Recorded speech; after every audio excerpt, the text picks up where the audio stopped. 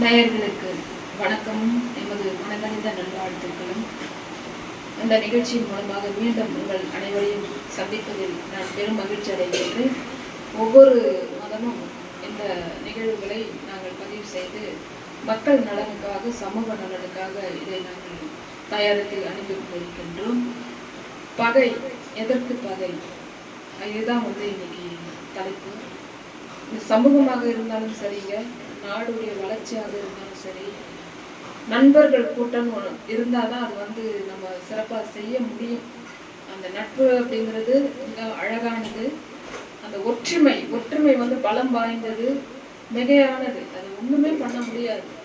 தனிப்பட்ட முறையில் செய்கிறத விட ஒரு நண்பர்கள் கூட்டமாக இருந்து செய்தால் எந்த ஒரு செயலும் நல்ல செயலும் அது வெற்றி பெறும். அந்த வகையில் தான் இந்த ஸ்பீச் இன்னைக்கு நாங்கள் கொடுக்குறோம். நான் கல்லூரியில் பணி செய்யும் பொழுது நிறைய அனுபவம் எனக்கு இருக்குது.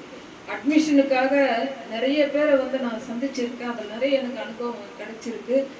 இதில் ஒரு மாணவரை நான் கல்லூரியில் சேர்ப்பதற்காக நான் காத்து கொண்டிருந்தேன். அந்த பெற்றோர்களும் வருவதாக எனக்கு தகவல் கொடுத்திருந்தார்கள். அவர்கள் வந்து விட்டார்கள். 1 hour அவங்க எனக்காக காத்துக்கிட்டு இருக்காங்க. ஆனால் நான் வர கொஞ்சம் லேட் ஆகிடுச்சு.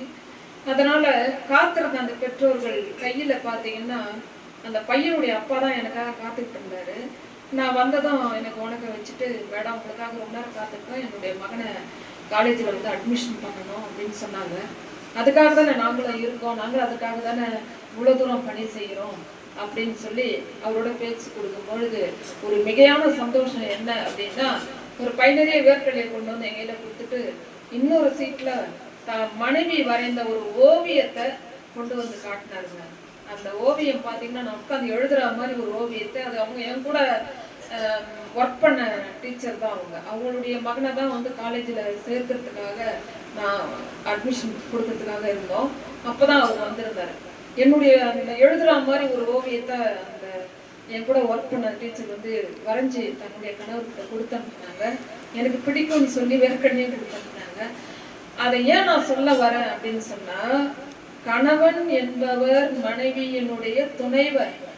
சிவபெருமான் இடது பாகத்துல பார்வதி தேவிக்கு எப்படி இடம் கொடுத்தாரோ, மகாவிஷ்ணு இதயத்துல லட்சுமி மகாதேவிக்கு எப்படி இதயத்துல இடம் கொடுத்தாரோ, பிரம்மதேவன் எப்படி சரஸ்வதிக்கு நாவில் இடம் கொடுத்தாரோ, அந்த மாதிரி தான் வாழ்க்கை துணை என்றால் இன்பம் துன்பம் எல்லாவற்றிலும் சரிசமமாக மனைவியுடைய உணர்வுகளை புரிந்து கொண்டு அந்த நடைபயணம் செய்யும் பொழுது அந்த வாழ்க்கை ரொம்ப வெற்றிகரமா, சாதாரண வெற்றி கூட மட்டும் இல்லை, மிகப்பெரிய வெற்றிகரமான ஒரு வாழ்க்கையை கண்டிப்பா சந்திப்பாங்க. அந்த வகையில நான் தன்னுடைய மனைவி ஓவியத்துல ரொம்ப எக்ஸ்பர்ட் அப்படின்னு நினைச்சு நான் வரைந்த ஓவியத்தை ரொம்ப அன்பா கொண்டு வந்து என் மனைவி இந்த ஓவியத்தை வரைஞ்சாங்க பாருங்க அப்படின்னு சொன்னாங்க.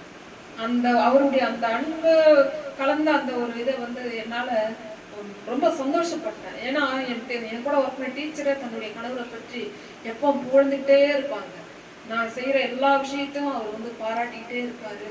நான் என்ன கேட்டாலும் அவர் வாங்கி கொடுப்பாரு. அந்த மாதிரியான ஒரு குணம் தான் எனக்கு ஒரு கணவராக கிடைச்சிருக்காரு அப்படின்னு சொல்லி தான் அவங்க பெருமைப்பட்டாங்க. அந்த வகையில நானும் அந்த கணவரை பார்த்து இன்னும் அந்த மாதிரி எத்தனையோ கணவர்கள் பாசத்தோட தன்னுடைய மனைவியையும் குழந்தைகளையும் இன்னைக்கு அரவணைச்சிட்டு போற குடும்பம் இருக்கிறதுனால தான் இன்னைக்கு சமூகமா அமைதியா இருக்கு. அவங்க வெற்றிகரமா தன்னுடைய பிள்ளைகளை இந்த சமூகம் பாராட்டும் அளவிற்கு, உலகம் போற்றும் அளவிற்கு வளர்த்து இந்த சமூகத்துக்கு ஒப்படைக்க வேண்டும். பகை உணர்வு என்பது குழந்தைகள் மனதில் வளருவது கண்டால் அதை வேரோடு அறுத்து விடுங்கள் பெற்றோர்களே. நாங்கள் இதை தான் சொல்லணும். பொறாமையும் பகை எதையும் செய்யறதுக்கு இயலவே இயலாது. ஆனால் உணர்வை மதித்து திறமைகள், மற்றவர்களுடைய திறமை மதிக்கக்கூடிய எண்ணம் இருந்தாதான் அங்கே இறைவன் தங்குவதற்கான வழியும் உண்டு. இறைவனும் அதை தான் செய்வார். திறமைகளையும் உணர்வையும் மதிக்கக்கூடியவர் தான் கடவுள் சக்தி. அதை ஒரு மனிதர் மதிக்கிறாருன்னா ஒரு கடவுளுக்கு நிகரானவர். அந்த எண்ணம் அவருக்கு வருதுன்னா நிச்சயமா அவரு கடவுளுக்கு நிகரானவர்.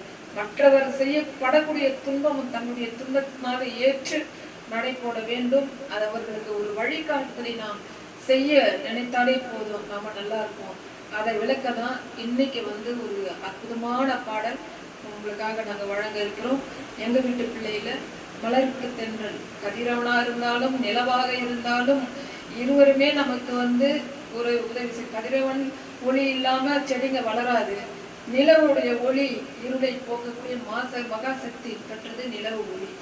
ஆக இந்த மென்ஷன் பண்ணி தான் இந்த பாட்டு இன்னைக்கு கொடுக்குறோம். இந்த பாடல் இயற்கையை பற்றி அந்த பாடல் வரிகள் எழுதப்பட்டிருக்கின்றன. ஆனால் அற்புதமான வரிகள் கொண்ட இந்த பாடல் பகையானால் பகையானால் வழி ஏது வழி ஏது வகை ஏது என்ற அற்புதமான ஒரு பாடல். பகை 1000 நண்பர்கள் இருக்கலாம், ஆனால் ஒரு பகை இருந்தால் செய்யக்கூடிய நல்ல விஷயம் செயல்கள் எல்லாமே சிதறு தேங்காய் மாதிரி உடஞ்சிக்கணும், எதுக்குமே யூஸ் இல்லாம போகும். அப்புறம் ஒரு மிக பயங்கரமான ஒரு சூழ்நிலையை தான் செய்யறவங்க சந்திக்கணும். அதனால நல்ல விஷயமா தான் பாராட்டக்கூடிய எண்ணம் நமக்கு இருந்தாலே இறை சக்தி தானாக நமக்கு கிடைக்கும், அருளும் கிடைக்கும் என்பதை கூறிக்கொண்டு நாம் நட்புடன் வாழ்வோம், அந்த வலிமையை பெருத்துக் கொள்வோம். குடும்ப சூழ்நிலையை ஒற்றுமையாக வைத்துக் கொள்வதற்கு அன்பு, பண்பு, பாசம் போன்ற வார்த்தைகளை அதிகமாக நாம் பயன்படுத்துவோம் என்பதை குறிப்பிட்டு விடைபெறுகிறேன். நன்றி, வணக்கம். இதோ அடுத்த பாடு உங்களுக்காக மலருக்கு தண்டல் அந்த பாட்டு உங்களுக்காக வழங்குகிறோம்.